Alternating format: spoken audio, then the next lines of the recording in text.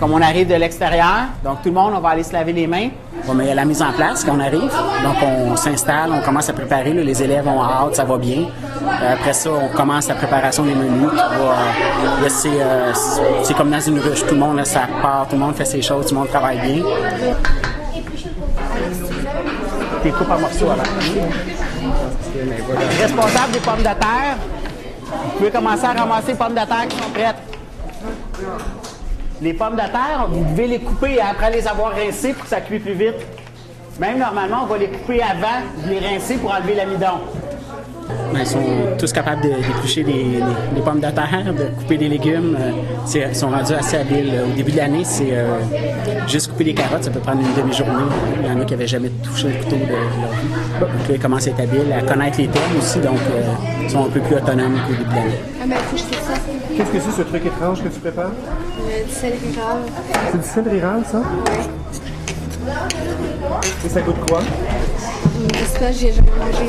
T'en as jamais mangé, donc tu vas le découvrir aujourd'hui? Ouais. Tu vas le mettre dans quelle préparation? Avec les patates. Avec les pommes de terre. Qu'est-ce qu'on apprend quand on fait la cuisine comme ça? Mais comment cuisiner en sécurité, La sécurité. sans se blesser. Ouais, Comment, sans comme si tu coupes du poulet, de ne pas les mettre avec les aliments frais comme des oranges, des affaires comme ça. Ça peut s'infester de bactéries. OK, donc tout ce qui est de l'hygiène, Ouais, pour de éviter l'hygiène. la contamination des bactéries. Ouais. Ensuite, est-ce que vous apprenez autre chose? Oui, comment, si t'es plus grand par exemple, quand tu vas être plus grand, par exemple, tu habites tout seul, Oui. puis tu sais pas comment cuisiner, mais on apprend ici comment pour te faire la nourriture. Donc, vous allez devenir autonome. Ouais, à place que tu ailles au restaurant t'acheter quelque chose qui coûte cher, tu peux le faire chez toi. Tu vas chercher des plats, et après ça, tu vas pouvoir mettre tes légumes dedans, tes fruits dedans. Non, pas juste en morceaux, en gros morceaux, pas besoin d'équipement julien. Ouais. Cet été, on va aller à un camp culinaire. Il y en a qui se sont inscrits à l'école. Ouais. Puis moi, j'ai fait la recette de mon grand-père, italien qui est mort. Un organisme à but non lucratif qui s'appelle la Tablée des chefs. Ils font des cueillettes de dons en argent, tout ça, avec des chefs connus. Donc, avec les sous qu'ils ont ramassés, ils ont décidé de partir cette année un camp culinaire. Donc, c'est une semaine où les gens sont dans un camp dans les Laurentides et à tous les jours, un chef différent vient leur montrer à faire la cuisine. Cette année, c'est une semaine, puis à partir de l'autre été, ça va être 5 ou 6 semaines par été où ils invitent des élèves des quartiers défavorisés. C'est un camp qui est entièrement gratuit. Puis, les élèves intéressés doivent participer à un concours, élaborer un menu avec tout le guide alimentaire canadien. Ils envoient ça, puis là, les noms sont tirés au hasard. C'est un tirage au sort, mais on a su qu'on avait 14 élèves de l'école qui seraient tirés au sort. Donc, on sait qu'on en a plusieurs. Vos chances augmentent. Est-ce que vous avez parfois des échos de ces élèves-là quand ils arrivent au secondaire? Bien là, assez pour dire, oui, justement, parce qu'il y a eu des projets qui veulent se faire aussi entre les gens de la Tablée des chefs, là, qui veulent faire un projet avec nous. Puis ils veulent instaurer ça même à l'école secondaire, où nos élèves s'en vont. Là, on entend parler de nos anciens qui sont rendus là-bas, qui ont dit, hey, on va pouvoir continuer à faire ce qu'on avait comme projet à l'école primaire. C'est donc signe d'un projet très apprécié. Oui, voilà. qui fait des petits un peu partout. Oui, bien, c'est même bien. Ça va avoir du goût. On n'oublie pas de laver notre place comme il faut au fur et à mesure. Je vois que c'est fait en général, ça va bien. Quand on a terminé les gelées, on vient chercher un couvercle, on écrit notre nom sur le couvercle ou le nom de l'équipe sur le couvercle, on le ferme et on essaye de trouver une place au frigo si on a de la place, sans faire tomber tout ce qu'il y a dans le frigo. C'est un projet qui m'intéressait énormément, puis je savais que les enfants aimeraient ça. Puis effectivement, tout le monde a hâte d'être en 6e année pour arriver dans le projet. Ah oui, vraiment, les élèves, ça s'en parle. Ah oui. Puis il y en a beaucoup qui voulaient être dans la classe de Pierre, parce que c'était juste Pierre Samuel qui faisait la cuisine. Mais là, cette année, depuis l'année dernière, ils ont jumelé les deux classes. Donc, pendant que l'autre enseignante prend son groupe, elle fait le projet d'art, puis lui, il fait le projet cuisine. Donc, et vice-versa, ensuite, ils changent les groupes. C'est pas les élèves qui vont nous dire « je suis content d'être dans ta classe », mais on l'entend des fois par les autres enfants qui vont dire « ben c'est pas nécessairement le fait d'être dans ma classe, mais c'est le fait de faire de la cuisine ». Donc, je vois que le projet cuisine a un impact dans l'école. Puis, quand on fait de la cuisine dans l'école, ne veut pas, l'école, c'est pas immense. Donc, toute l'école est embaummée par les parfums de la cuisine. Donc, c'est évident que tout le monde a le goût de goûter.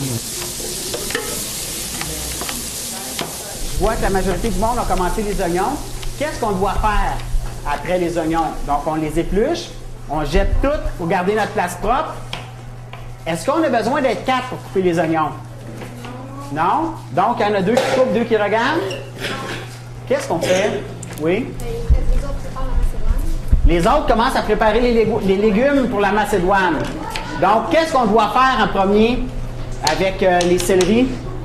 Ben, tu prends, tu les laves, non, je sais pas. Il faut aller les laver.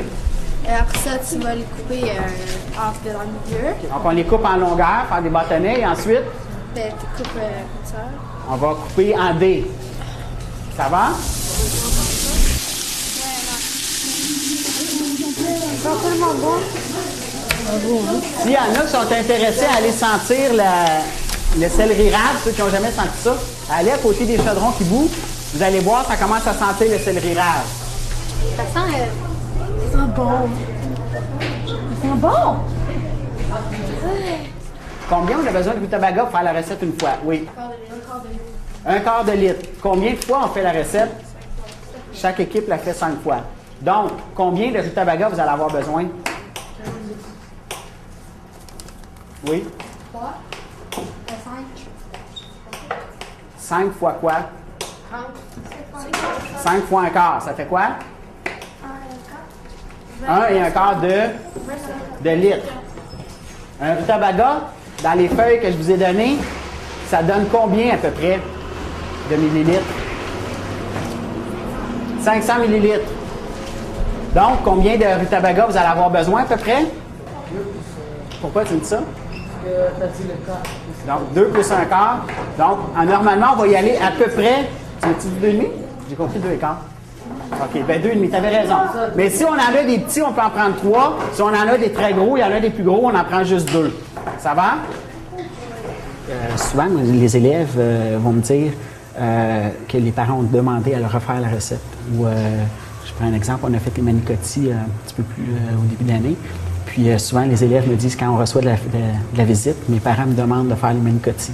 Donc, c'est eux qui vont faire le souper. Donc, l'enfant se sent très, très valorisé parce qu'il va faire le repas pour la visite. Vous allez manger ou vous allez apporter ce que vous avez? Non, on a apporté des plats et on va les apporter chez nous. Vous les apporter à la maison? Et puis on va les faire chauffer. Mais tout ce que tu es fier d'apporter à la maison, quand même? Ouais, t'es content? On est dans une école en milieu défavorisé, donc en fin de mois, c'est sûr que ça fait plaisir à la famille, puis en même temps, c'est bon pour l'estime des élèves. Donc les élèves, quand ils partent le soir avec le souper complet de la famille, sont fiers, sont contents, c'est eux qui nourrissent la famille, c'est quelque chose de gros. Est-ce que vos frères, vos soeurs, vos parents ont hâte d'y goûter? Ouais. Comment est-ce qu'ils réagissent d'habitude? Ben, ils sont contents parce qu'ils font pas le souper pour une fois. Ils sont pas tellement sur leur Mais ma mère, ouais. Ouais. Est-ce qu'ils aiment ça? Ouais, mais tous les autres repas, ils ont carrément tout aimé. OK.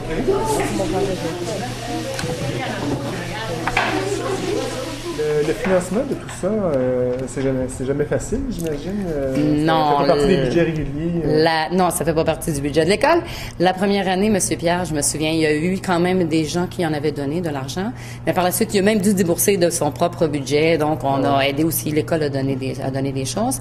Par la suite, il y a eu un partenariat avec les gens du marché IGA, qui est ici notre voisin. D'accord. Puis lui, il donnait vraiment donc l'argent pour acheter les condiments. On allait acheter chez lui de toute façon. Ensuite, on a eu les gens du marché 440 qui nous ont donné cette année, qui nous donnent de l'argent à chaque mois pour ça, pour Donc, financer une bonne le projet. implication. Oui, les gens étaient déjà impliqués de toute façon. Si on regarde même pour les petits déjeuners, ce sont des gens de la communauté qui sont impliqués pour le bien de nos enfants. Donc, c'est des gens qui ont continué puis qui y embarquent parce que c'est des projets très stimulants, très intéressants pour les petits. C'est quelque chose qu'on a publicisé aussi au niveau de la commission scolaire. Donc, les gens sont très au fait. Là. J'avais appelé les patrons, j'avais appelé les gens de la commission scolaire. Puis oui, ils nous ont dit oui. Ils nous ont aidés aussi, même au niveau de tout ce qui était l'installation, qui ont donné quand même des mesures pour nous aider un peu plus pour faire ça. Les choses qui sont plus compliquées, moi, c'est au niveau des locaux. Il a fallu qu'on fasse faire le local au niveau de l'électricité, des choses comme ça. On a fonctionné avec une électricité à l'école ici qui était déficiente un petit peu. Donc, quand on faisait la cuisine, souvent, on était obligé de faire du délestage. Donc, on coupait l'électricité ailleurs dans l'école parce que aussitôt qu'on allumait les fours, on faisait les disjoncteurs sautaient et on créait la panique dans l'école. Mais tranquillement, là, c'est venu. On n'a encore pas d'eau courante, donc on doit se servir de grosses poubelles qu'on remplit d'eau pour comme nos éviers, faire la vaisselle. C'est beaucoup là, c'est sûr que c'est plus rodé un petit peu, mais quelqu'un qui commence, Je dirais que c'est tout géré entre 24 et 30 élèves dans une cuisine, avec des couteaux, avec des fourchettes, avec des réchauds au butane, avec des poêles, de l'eau bouillante, de l'huile. C'est pas toujours si facile que ça. On va monter les assiettes, donc on va mettre les ingrédients en ordre dans nos plats. On commence par quel ingrédient dans le fond? On commence par les lentilles, ensuite la macédoine et la purée de pommes de terre et de céleri rave. Étendre ça. Trouve-toi quelque chose pour l'étendre.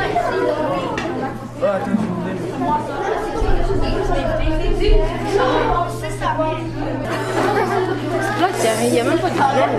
Normalement, c'est steak, blé, patates. Quoi? Lentilles, macédoine, patates. Le goût avec ma mère, c'est meilleur parce qu'elle a plus d'expérience que moi. OK. Mais toi, maintenant, ça fait quand même plusieurs fois que tu cuisines. Hein? Ouais. Mais il est un peu Quand tu meilleur. goûtes quelque chose que tu as cuisiné, est-ce que ça... Ben, c'est bon parce que c'est moi-même qui l'a fait, alors je suis fière. OK. Mais avec ma mère, je suis plus contente. OK. Parce que tu es une bonne cuisinière, c'est ça? Juste voir les enfants partir le soir avec un souper, juste ça, je pense que ça vaut une paye. Les voir contents avec un enfant qui sont 10 à la maison, qui partent avec 10 repas, puis que c'est eux autres qui ont fait le souper familial. Là. Juste les voir partir, c'est une paye. Puis en même temps, comme des fois, au niveau de la discipline, ça aide beaucoup de choses. Ça tient les enfants tranquilles les 2 semaines avant la cuisine, parce qu'ils ont hâte à la cuisine, puis ils veulent que ça soit bien fait, ils veulent que ça soit réussi. Donc, si l'enfant a plus de motivation à faire ses mathématiques, c'est sûr que l'idée de faire tomber la chaise de son voisin est moins là un petit peu. C'est moins là, ouais.